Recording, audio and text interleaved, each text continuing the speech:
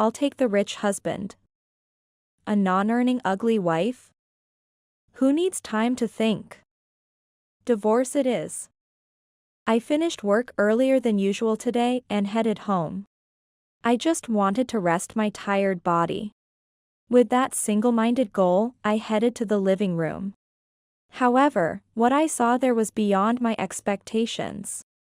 Greg and Mandy were sitting on the sofa, engaging in intimate touches. Their gestures were sensuous, and I felt bewildered. But that bewilderment quickly turned into anger. Then, both of you are fired. At the word fired, the two of them looked incredulous. As if to say, why are you in a position to fire us? We've discussed jobs and positions many times before. So their incredulous expressions at this point seemed out of place. I decided to clearly restate who I was to them again.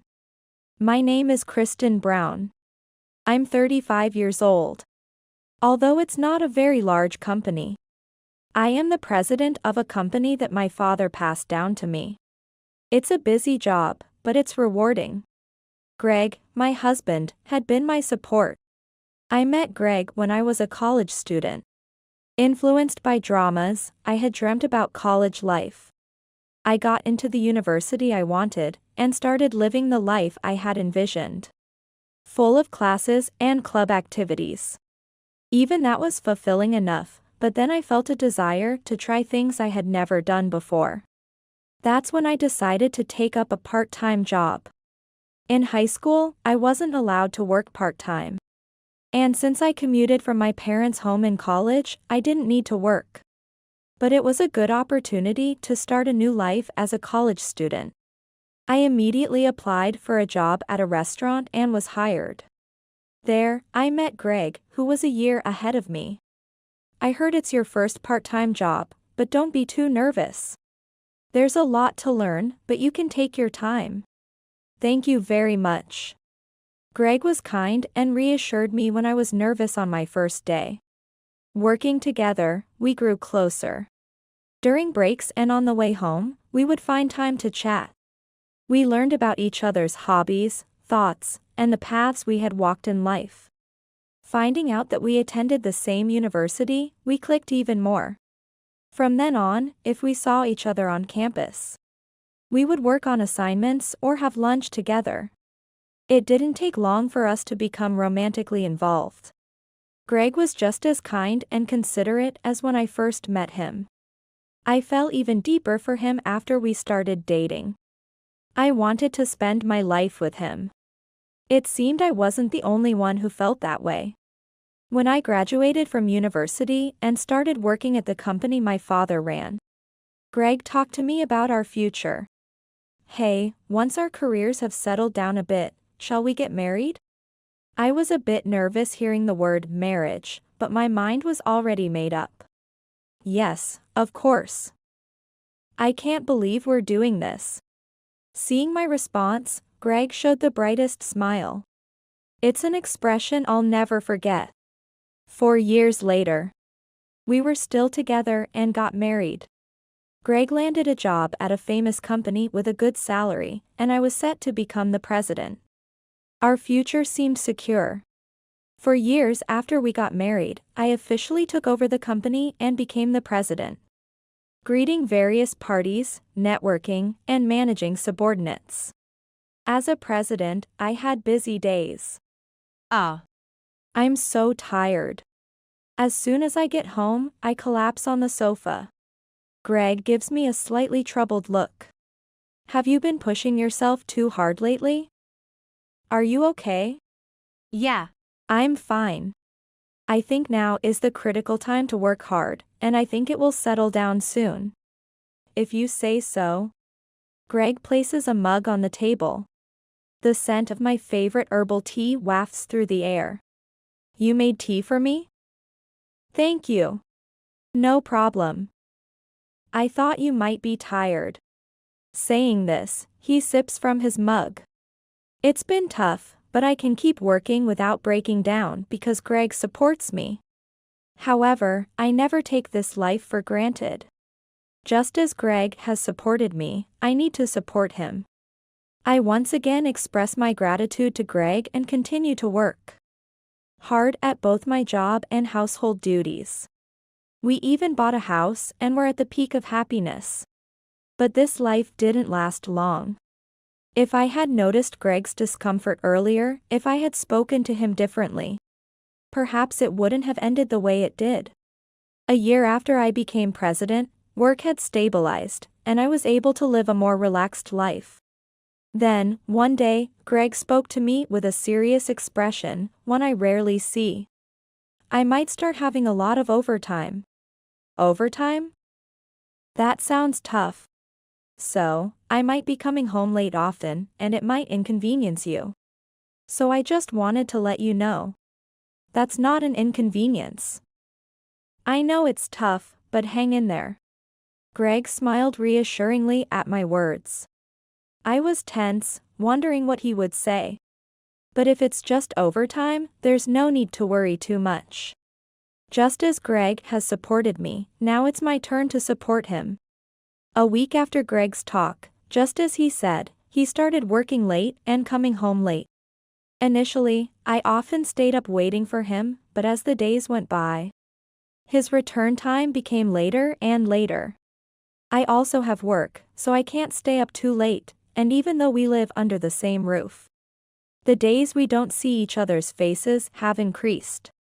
However, we still spend time together on days he comes home early or on our days off. So I didn't feel too lonely. But one day, I noticed something off about Greg. He started to act strangely distant and cold towards me. Welcome home. Ah. Even when I spoke to him, his replies were curt. He stopped trying to make eye contact with me. The meals he used to enjoy, he now says he doesn't want. I made dinner because you said you'd be home to eat. Plans changed, I already ate. Got invited by my boss. You could have called when you decided that. Stop nagging. It couldn't be helped, right? I'm tired, I don't want to talk anymore. I initially thought he was just tired from all the overtime, but it seemed to be something else. It didn't take long for me to realize that. Are you working late tomorrow too? What does it matter to you? It does matter, doesn't it? Not knowing when you'll come home bothers me. And there's dinner to prepare too. Ah. Stop nagging. I'll let you know once things are clear. Is that okay? It seemed Greg wanted to end our conversation quickly, and he threw out that dismissive suggestion. Okay. I understand. All right then. Without making eye contact with me even once, Greg left for work. And just like that, I received no contact from him. No matter how much I tried to reach out, there was no sign of him picking up. Welcome back. What happened? You said you'd contact me. Did I say that? I don't remember. Greg seemed unusually cheerful, unlike in the morning. Judging by the disarray of his suit and his demeanor, it seemed he had been drinking quite a bit. You did say it. I even called you, and you didn't pick up. I was worried, you know. It's fine if you go out drinking. But at least let me know when you'll be back. Stop nagging. Why does it matter where I am or what I'm doing? Also, I'm not a child to report back the time I'll be home. Not a child, you say? Can't a wife be worried about her husband? What if you were involved in an accident or something? An accident or something? Like that would ever happen. You worry too much. No matter how much I expressed my concerns for Greg, it didn't seem to reach him. You know, getting lectured as soon as I get home really ruins my mood. Wait. We're still talking. Greg didn't listen to me till the end and headed to his room. Continuing the conversation seemed futile as he wouldn't listen anyway. I just silently watched his back. This lifestyle continued, and before I knew it, 2 months had passed. The distance between Greg and me remained as far as ever. No matter how much I tried to talk to him, he kept rejecting me. Realizing that any attempt was futile, I stopped trying to force conversations. Since Greg also didn't attempt to talk, the air remained tense even though we were in the same space. What will become of Greg and me from here on? Perhaps it would be easier if we just got divorced. That's what I started to think when I began to sense the presence of another woman. Every time he passed by, I could smell women's perfume. His shirts had traces of foundation and glitter. Every recognition of another woman's presence tightened my chest. At the same time, I started to doubt his overtime claims. Could it be that he was meeting someone else under the guise of working late? With all this evidence, it's hard not to be suspicious. Perhaps it would be better to get divorced. I started to seriously consider divorcing Greg. I used to love him so much, but it's shocking how quickly my feelings have faded. I thought I would spend my life with Greg, but this change in my feelings left me a bit bewildered. Deciding on divorce made me feel slightly relieved. We were no longer in love with each other. Initially, it was painful to acknowledge that Greg's feelings weren't directed at me anymore. But once I resolved my feelings, it didn't matter anymore. Greg, taking advantage of my silence, continued to live as he pleased. Not informing me of his return time became the norm. Often, after I had prepared dinner because he said he needed it, he would say, "I already ate because I had dinner plans." Moreover, Greg seemed completely unaware that I had noticed his affair. He continued to send shirts caked with foundation and lipstick to the laundry. If he cared even a little, he might have tried to wash them himself or made an effort to remove the stains. Although it was painful to see at first, I gradually became accustomed to it. I calmly took photos of the evidence left on his shirts and saved them in a folder. Occasionally, I would review them, pondering how to confront him with divorce. One day, while living this way, I decided to ask Greg a question. "Hey, Greg. Are you really staying late at work?" Huh? I knew that asking this question might put me at a disadvantage, but I had to ask it. "I've been wondering." I know it's a bit late to ask, but you've been working incredibly late hours. Are you sure you're okay, health-wise? I felt pathetic for asking such a question and then trying to cover it up with a plausible lie. I waited for his response while staring at his face. He sighed heavily, clearly annoyed, and then spoke. "What are you talking about? If I say I'm working late, then I'm working late. Do you think I have any reason to lie to you? I'm working overtime for you, because you don't earn anything at all. And yet, you doubt me. I don't earn anything. Yeah, right? You always come home before me and just laze around. You used to say you were the president of a company. But it must be some useless company, right? Oh, or maybe you were demoted, huh?" I couldn't believe what I was hearing. I never thought I was earning much more than others. But I knew I wasn't earning so little as to be laughed at. I was still the president. That reaction. "You were demoted, weren't you? You should stop telling weird lies and just be honest." "No, I haven't been demoted." Yeah. Whatever. Don't try to act like you earn more than me. It's ugly, you know? No matter what I said, it seemed Greg wasn't really listening. He interrupted me constantly with unkind words. "Seriously, marrying someone like you was a mistake. You're ugly, have a bad body, and don't earn anything.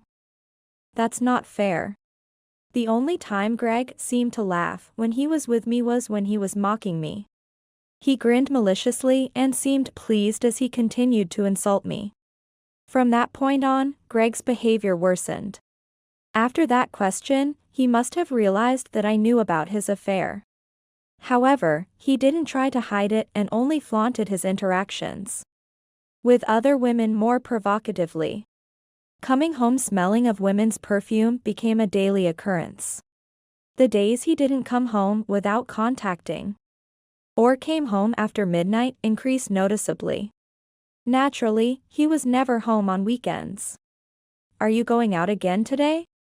What I do is none of your business. Got a problem with that? No, not really. If there's nothing, then don't talk to me. You're annoying. Where had the Greg I first met gone? Did I change his personality, or was he hiding his true self while with me? I was afraid to find out the truth, so I couldn't ask him anything. I had become accustomed to returning to a dark, unlit house.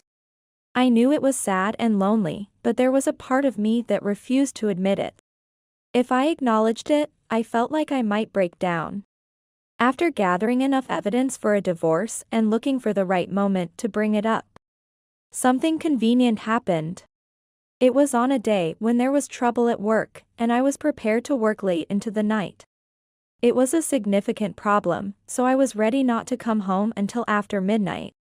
However, I managed to resolve it faster than expected and was able to head home early. I reported to Greg that I was working late, though I knew it wouldn't matter. When I left the company, I checked my phone and, as expected, he hadn't read my message. It seemed I was blocked. Despite being used to this treatment, I suddenly felt sad and depressed. I bought some dinner at a store and headed home. When I arrived home and entered, I took off my shoes. I felt a sense of discomfort as I looked down. There were unfamiliar shoes lined up, high-heeled with cute decorations.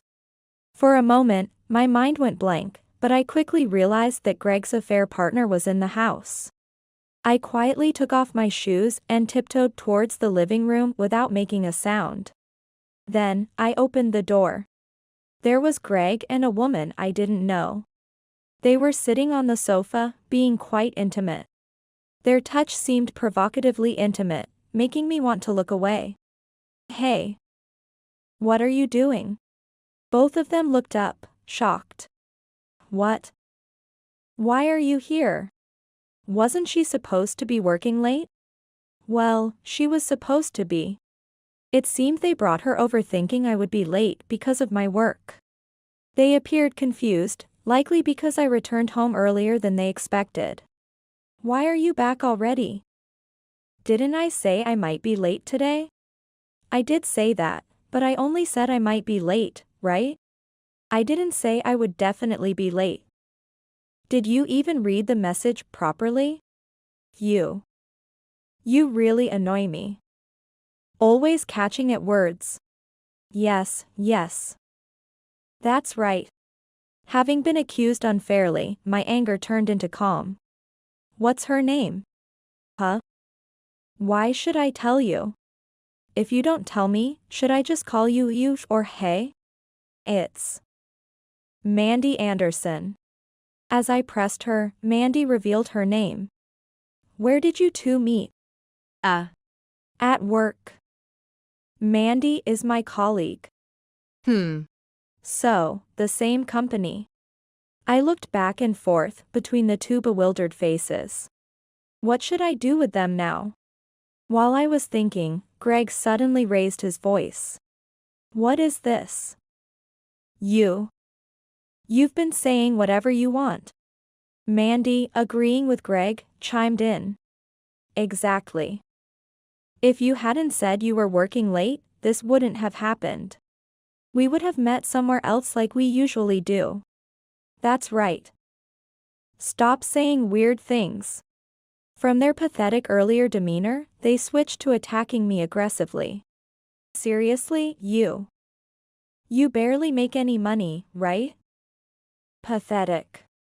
She told me she was a president, acting all high and mighty. Actually, she was demoted. Really? That's just too low. Their mocking laughter was grating to my ears. And they continued to insult me without caring how I felt. I knew I shouldn't lose my temper, that would only backfire. They had crossed the line with their comments. I'll take your rich husband. A non-earning ugly wife? Divorce it is. At that moment, I made up my mind. There was only one way to shut them up, to make them gasp in disbelief.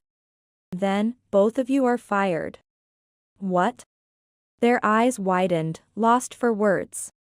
They seemed about to say something, but I didn't wait and continued with the conversation. Don't worry. I'll even grant you a divorce. I'll talk to your company myself. Hey. Why do you get to decide about firing? That makes no sense. Are you saying you're firing me because I cheated? You don't even have any proof, just talking nonsense. Why do I get to decide? Well, I can't directly fire you. But I can report you to your superiors. Why would you? After hearing Greg's words, I took out a business card.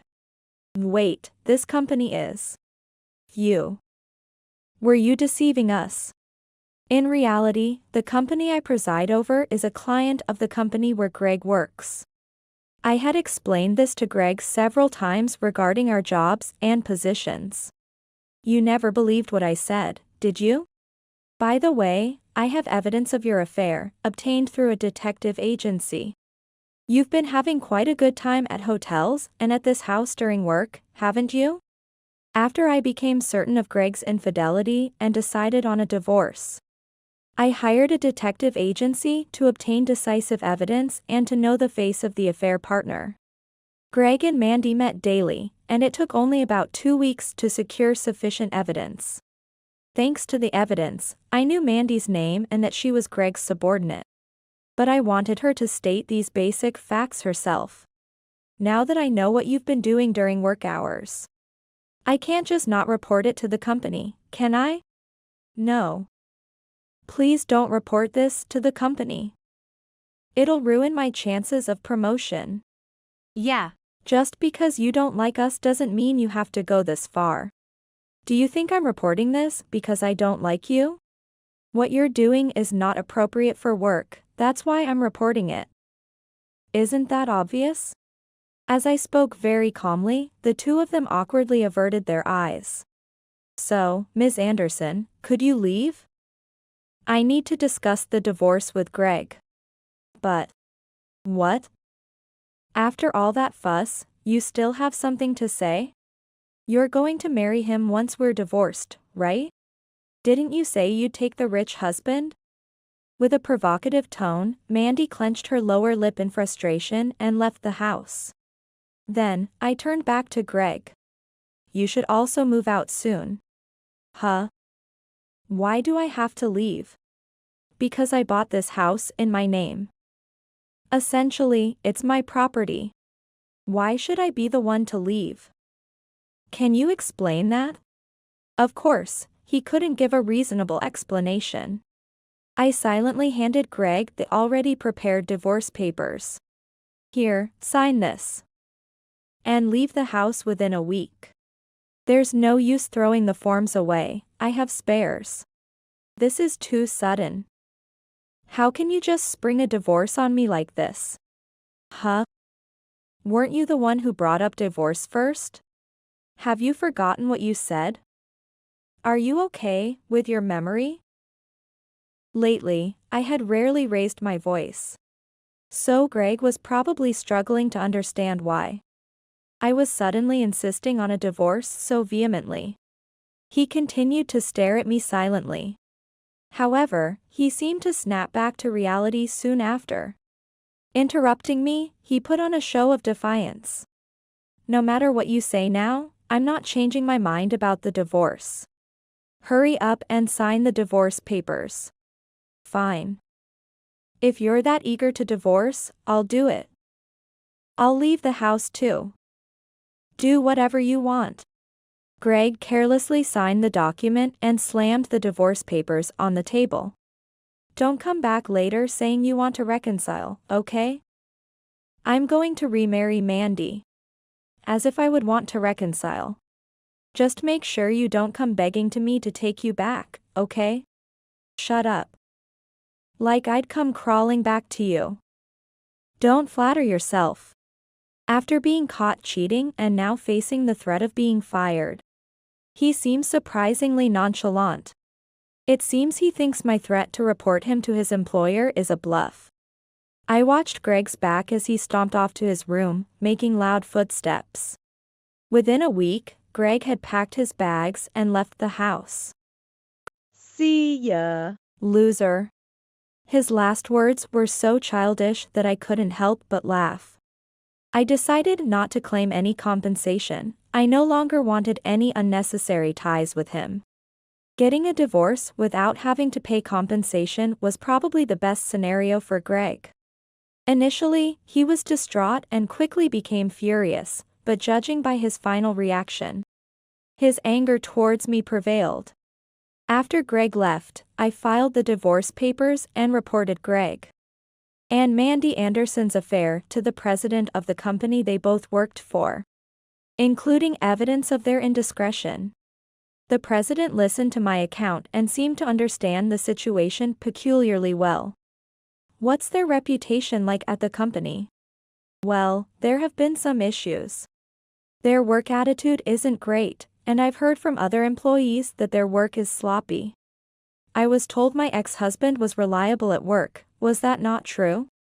I don't know the details, but he doesn't seem to be relied upon by anyone. To be able to lie in such a situation, I thought he must be very composed. From what the president said, the possibility of Greg being promoted seemed like a lie. Thank you. I certainly didn't expect them to engage in such misconduct during work hours. I'd like to speak with them directly before making any final decisions. Thank you. A week later, I received a call from the president informing me that Greg and Mandy had been fired.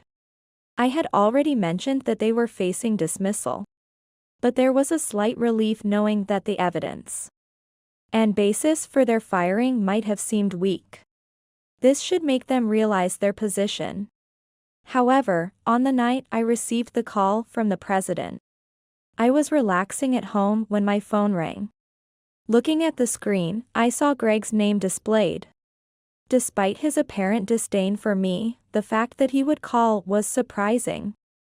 I momentarily wondered what he wanted but quickly realized he was probably calling to complain about being fired. Ignoring the call seemed wise. I left my phone on the table without answering. However, Greg's calls did not stop. If one call ended, he would immediately call back, which was annoying.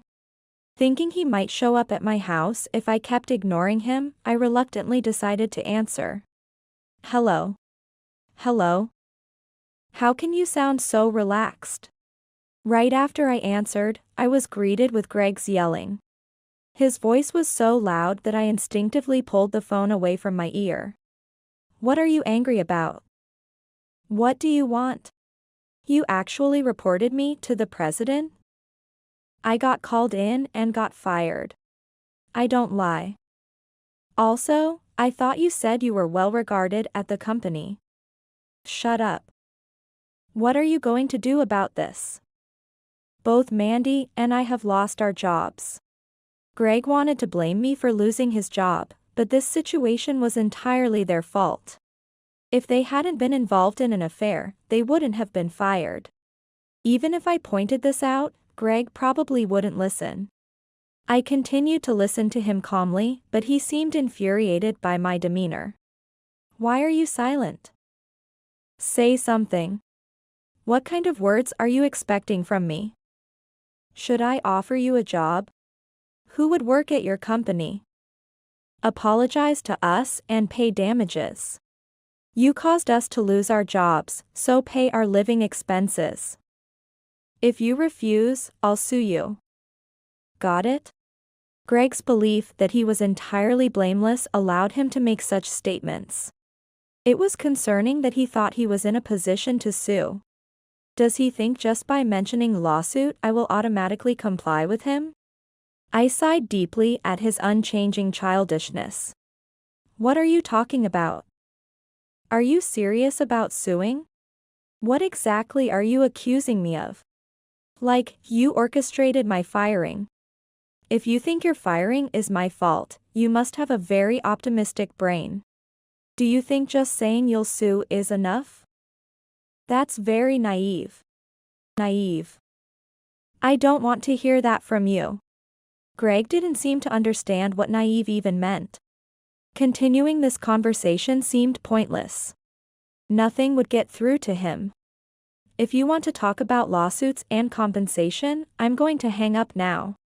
Hey. What's with that tone? You're mocking me. Yes, I'm hanging up now. I cut off Greg's call and set my phone to ignore further calls from him.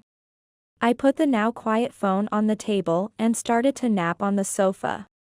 However, I would soon deeply regret my lack of thoroughness. A week after Greg's call, I was doing housework when the doorbell rang. I wasn't expecting any deliveries or visitors, so I cautiously looked at the monitor. There were Greg and Mandy Anderson, both looking angry. They must have come to complain. If so, their attachment to me was evident. Ignoring them might have been best. But they seemed very angry. If they let their anger out on my house, like breaking windows or the lock, it would be a disaster. Just as I decided to face them, the bell rang again, accompanied by loud knocking. I hurried to the door and opened it. Why are you here? You're slow in opening the door. Don't you know it's common courtesy to come quickly when the bell rings? It's hard to accept lectures on courtesy from someone who lacks it. Don't mock us. Their delusion of having any sense of normalcy was almost amusing. Oh, I wasn't trying to mock. Just stating the fact that you lack common sense. You're really infuriating. Seeing Greg struggle to respond properly almost made me laugh. Stop grinning. You really have a terrible personality. They didn't try to get to the main point and kept hurling meaningless insults. So, what do you want? I'm quite busy. We want you to ask them to reverse our firing. If you can't do that, then pay us compensation and living expenses. Yes. It's all your fault, after all. You need to take responsibility. It seemed they had indeed come for that reason. Although I had a hunch, actually hearing it was still a bit shocking.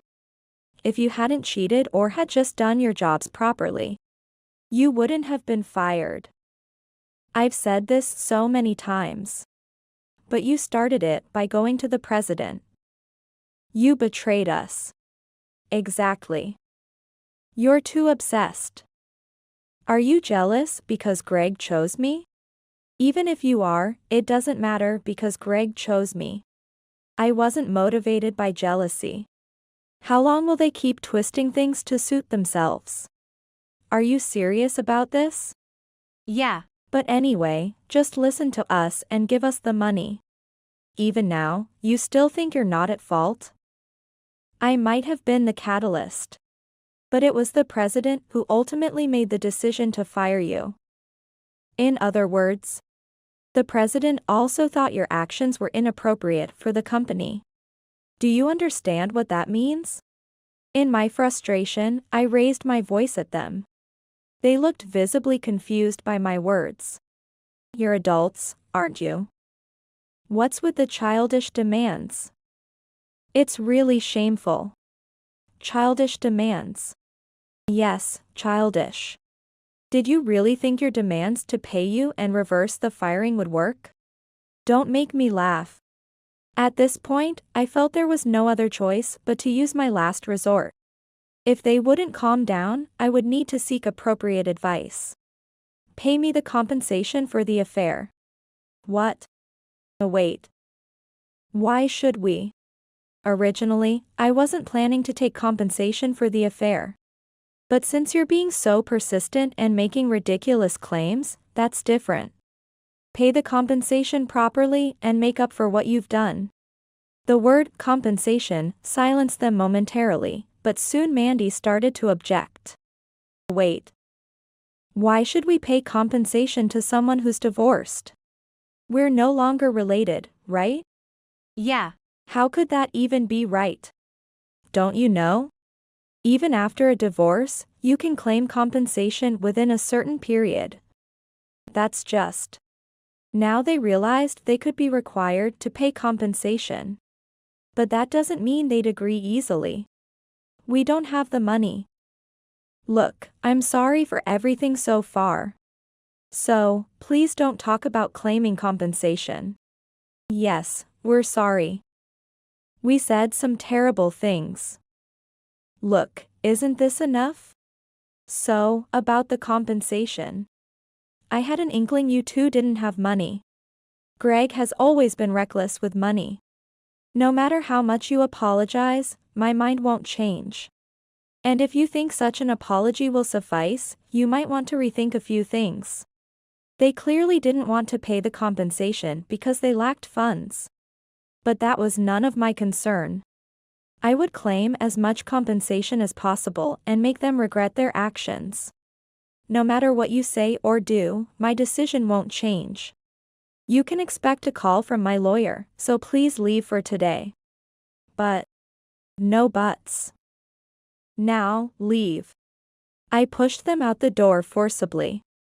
After a while, I could hear the doorbell and knocks, even attempts to force the door open.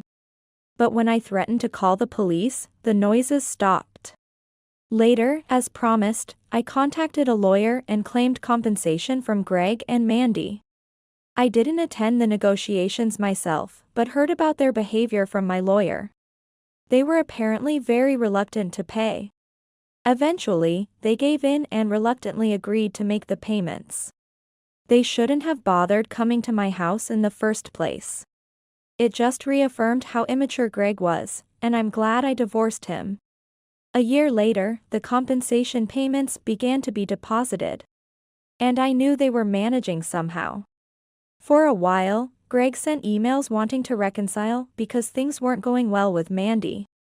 But reconciliation was out of the question. Ignoring his emails was a waste of time, and eventually, they stopped. I don't know what became of their relationship, nor am I interested. As for me, I continue to thrive as a president, expanding the business and preparing for future growth. Blessed with good subordinates, I feel fortunate. I can do anything necessary to protect my company.